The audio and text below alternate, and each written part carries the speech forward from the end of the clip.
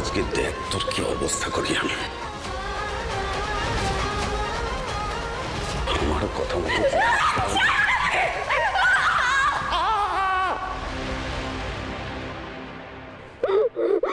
শোনাই, এই শোনাই, এই যে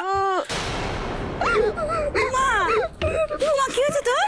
কি রে, এভাবে কাঁদছিস কেন? খেলতে গিয়ে কোথাও লেগেছে ঠেকেছে নাকি? হ্যাঁ, কোথায় লেগেছে বল না বাবা, কি হয়েছে, কাঁদছিস কেন? কিছু হয়নি আবার, তুমি যাও না এখান থেকে, যাও তুমি। কিছু হয়নি তো এরকম ভেবে করে কাঁদে নাকি কেউ? গিনি কিছু বলেছে? দাঁড়া তো। এই গিনি, গিনি, তুই কি বলকে কিছু বলেছিস? তোদের না মেরে হাড়গোড় না ভাঙলে তোরা সিধা হবি না। আর কি হয়েছে? আমি তো কিছু করলামই না, হাড়গোড় ভাঙার কথা আসছে কোথা থেকে? এরকম ভাবে কাঁদছে কেন? কি হয়েছে? ও বাবা, ও তো 2 দিন ধরে প্র্যাকটিস থেকে সেইভাবে ফ্যাচ ফ্যাচ করে কাঁদতে থাকছে, এই মুখ হাড়ি করে বসে আছে। কি বলো তো, এখন তাগড়া তাগড়া কম্পিটিটরদের পাল্লায় পড়েছে না, অমনি ব্যাস হাওয়া একেবারে ফুস হয়ে গেছে। ট্যাং মেরে ফেলে দিয়েছে, পাটা ভেঙে গেছে হয়তো, লজ্জায় বলতে পারছে না। চুপ কর দিদি, চুপ কর না তুই, চুপ কর। শোনাই, হেই, কি হয়েছে তোর? হ্যাঁ, বড় দিদির উপর এরকম চিৎকার করছিস কেন? হ্যাঁ, কি হয়েছে বল? রূপাই, কি তুই না ভালো সময় এসেছিস জানিস তো? কি হয়েছে বল তোর? আমি বুঝতে পারছি না, 2 দিন ধরে প্র্যাকটিস থেকে এসে সমানে কেঁদেই চলেছে। প্লিজ প্লিজ তোমরা একটু ওই ঘরে যাও না, আমাকে একটু একা থাকতে দাও, একটু একা থাকতে দাও আমাকে। শোনাই, হেই, তুই এত বড় কবে হয়ে গেলি রে? তুই এইভাবে কাঁদবি আর আমরা তোকে ছেড়ে দেবো একা ঘরে? হ্যাঁ, কি হয়েছে বল না, আমার দিকে তাকা, বল না। আমি তো বড়দি, বল না দিদিকে বল। শোন না, মাঠে কোনো গন্ডগোল হয়েছে? হ্যাঁ, কেউ কিছু বলেছে?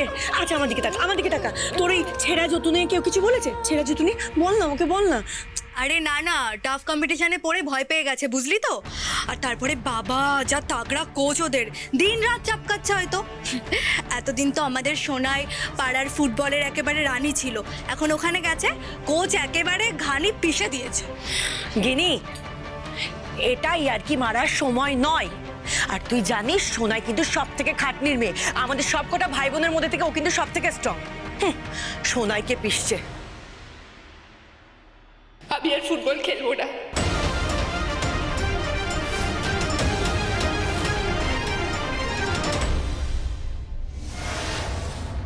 কে রে? কি রে? রেলা রেলা বাবা, এই ঢোকার সময় দেখলেন তো নার্সের হেভি রেলা করে, তো নার্সের কাজ কিন্তু হাবভাব যেন ডাক্তার। হ্যাঁ, যেন কদিনের মধ্যেই ডাক্তারি পাস করে ডাক্তার হয়ে যাবে। রেলাই আছে, আদারওয়াইজ ডিসগাস্টিং। দাদু, আমি উপরে গেলাম। এই দেখো কোথায়, এই দেখো চলে গেল। আমি এখন কোন দিকে যাই বলো দেখি? এই, যাও। বলছি মেশোমশাই, আমরা না একটু ওয়াশরুমে যাব। ও বাথরুম? ওরে পদ্ম, ওদের বাথরুমে নিয়ে যা যা যা যা যা। হ্যাঁ, তারপর আরে তখন ড্রাইভারটাকে খেয়াল করেছিলে? কেমন চেনা চেনা লাগলো না? রূপাই না তো? কি বলছো? শোনো না, বাড়িটা চলো একটু খুঁজে দেখি, রেহান কি করছে সেটাও জানা যাবে, আর রূপাই কোথায় কাজ করছে সেটাও আজকে বের করেই ছাড়বো। চল চল। আচ্ছা, এখন আপনার ফুটবলে আপনি নতুন মানে কোনো বিস্ফোরণ ঘটাচ্ছেন কি? আরে না না, সেরকম কিছু নয়। ওই মেয়েদের আন্ডার-19 টিমটাকে কোচিং করাচ্ছি, যাতে ম্যাক্সিমাম মেয়ে এখান থেকে বেঙ্গল টিমে চান্স পায়। আপনি ভাবতে পারবেন না, হতদরিদ্র ঘর থেকে এসছে সব, অথচ কি ট্যালেন্টেড মেয়েগুলোর পা যেন কথা বলে। এই জন্যই মেয়েগুলোকে আমার এত ভালো লাগে। মোদের আধার রাতে বাধার পথে যাত্রা নাঙ্গা পায়, আমরা শক্ত মাটি রক্তে রাঙাই বিষম চলার ঘায়ে, যুগে যুগে রক্তে মোদের সিক্ত হলো পৃথ্বীতল।